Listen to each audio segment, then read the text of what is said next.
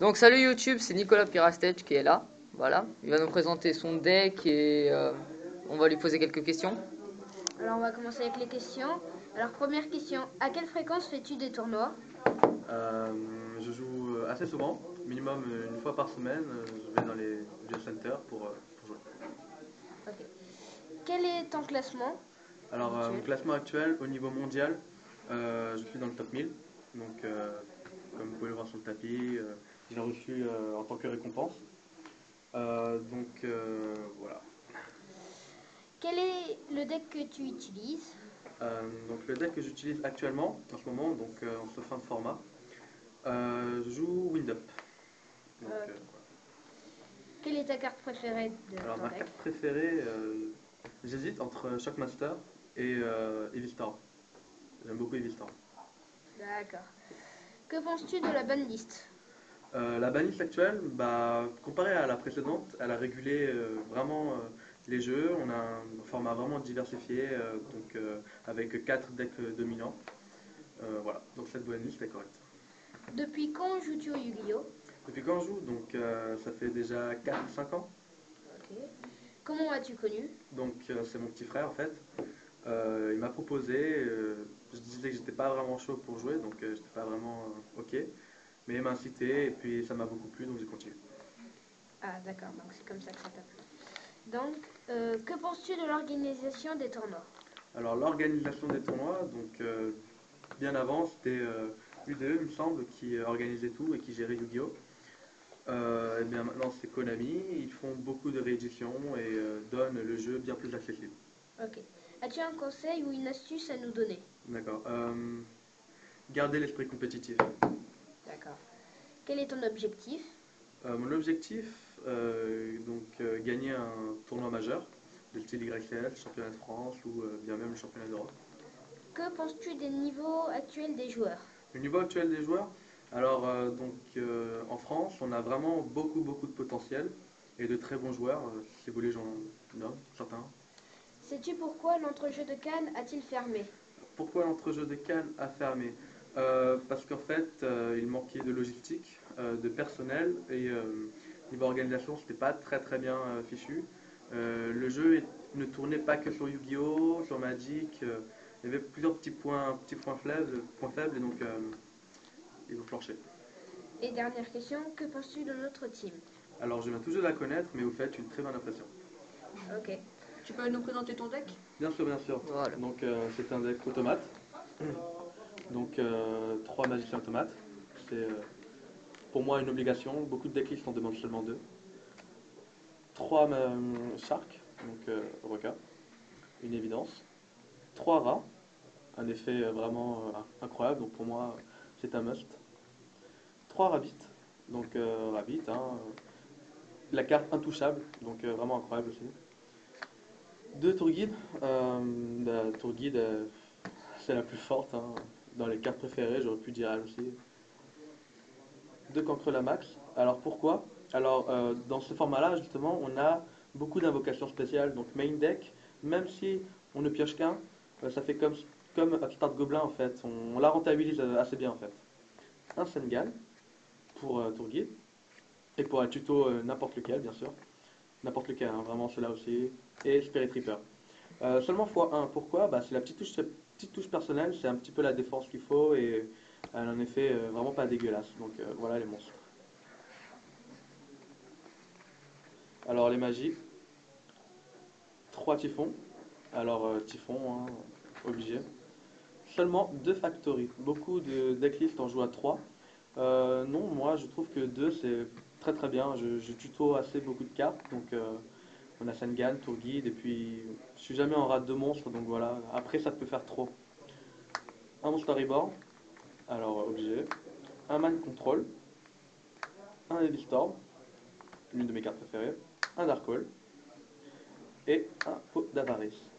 Donc voilà, un Pot d'Avarice permet de recycler à peu près tout et un effet très polyvalent. Les pièges, de Bottomless Trapole. Donc dans ce format, je peux le dire aussi, donc ça peut contrer la majorité des invocations Eclipse.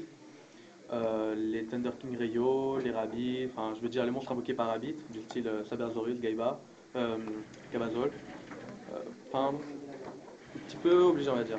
C'est la warning. Pourquoi? Bah, elle arrête tout. Quand on joue par exemple contre Mermaid, le fait d'arrêter Ondine, euh, ça nous avance un petit peu en fait vers la victoire, j'ai envie de dire. Deux torrentiels tributes. Alors, dans ce deck, avec les lapins, on peut vite l'esquiver, donc elle n'est pas vraiment très nuisible contre nous, et puis c'est une très bonne défense. Alors, deux forces miroirs. Pourquoi force miroir? À la place de prison, parce que force miroir, à l'heure actuelle, elle touche bien plus de cartes que prison, même si prison, elle permet de ne pas se prendre des effets très néfastes du style Shining, Zenmain ou Mindfuck. Alors, un jugement solennel, elle a vraiment tout.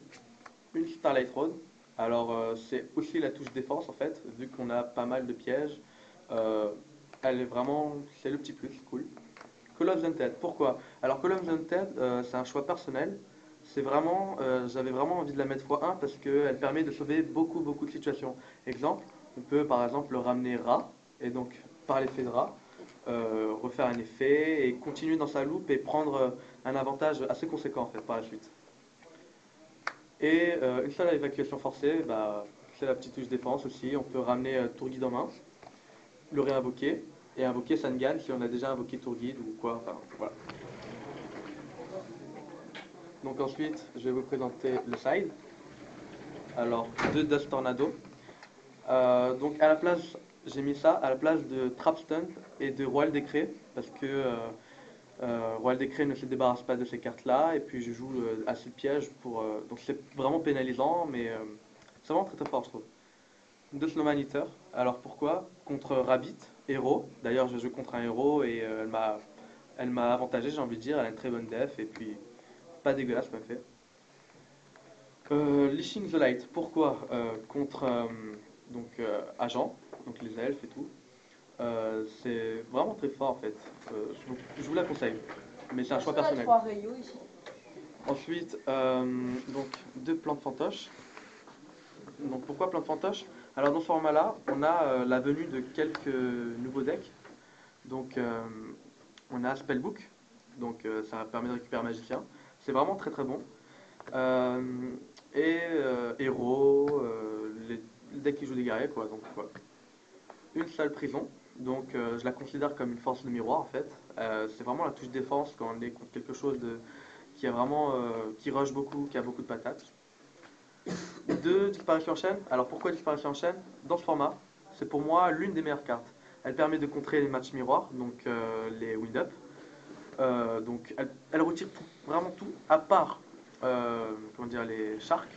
Mais elle donne pas de stabilité, mais elle protège vraiment très bien. Contre Insector aussi. C'est vraiment très fort. Moi j'adore beaucoup. J'aime beaucoup cette carte. Un colis cérébral. Alors pourquoi colis cérébral x1? Donc c'est aussi la petite touche personnelle, comme la prison. Bah écoutez, elle permet d'arrêter, on va dire, si votre adversaire révèle Shark, vous pouvez la chaîner. Vous dites Shark et la défausse au lieu de l'invoquer. Pareil pour Mégalo dans Mermaid. Il révèle Mégalo et donc en fait vous chaînez aussi. Ça permet de l'empêcher d'invoquer Mégalo et de vous protéger contre certaines autres cartes du style Violent Orage. Si vous la craignez vraiment et que vous doutez qu'il l'est, après que vous ayez vu qu'il y a beaucoup de cartes qui sont passées et qu'il n'a toujours pas utilisé, vous pouvez tenter ou quoi. Hein. Voilà, et trois fissures dimensionnelles. Alors, fissures dimensionnelles, bah, contre Mermaid, contre Dark World, contre quelques outsiders qui a besoin du cimetière. En monstre, je veux dire. D'ailleurs, aujourd'hui, j'ai joué contre Light Lord. Elle m'a vraiment avantagé en fait. Il a retiré tous ces monstres à la place d'être au cimetière. Voilà. Ok, merci Nicolas. Voilà, Allez, ciao. Il manque le side, enfin l'extra deuxième. Non, non, ah ouais, vas-y. Ouais. D'accord, vous voulez ou pas? Ouais, vas-y. D'accord, je vais faire vite. Alors, un Tiras, un Maelstrom, Ça sent le PD ici. un Shockmaster, un Giga Brillant, un Léviathan, un Zenmaster à la place d'Utopie. Elle a la même attaque et permet de reset l'effet d'un monstre automate. Moi j'aime beaucoup en fait, c'est vraiment mon style de jeu. Un Abyss Dweller, hein, donc vous l'avez compris, Mermaid et tout le reste. Un Tempo, un Must. Un Lévière, Je vais voir un autographe. un Golem, un Zenmeister, un Papier Opérative, bien sûr, évidemment Zenmighty, un Stardust donc pour la Starlight, Pourquoi et tu la l'as dernière jamais carte, ici donc si vous n'avez pas vu Adros, c'est parce que c'est loup sinistre diamant à la place. En fait, il a un effet vraiment, enfin il est meilleur quoi. Je trouve que, C'est très enfin, dès que j'ai argumentatif. su qu'elle allait sortir, je me suis empressé de la récupérer parce que elle a exactement le même effet qu'Adros. Ça, c'est de l'argument. Elle permet de détruire même les phases verso sur n'importe quel côté de terrain. On peut l'auto-détruire elle-même ou détruire un rat ou un rabbit. Voilà. Ouais, Sur le ciao. PD. Voilà, merci.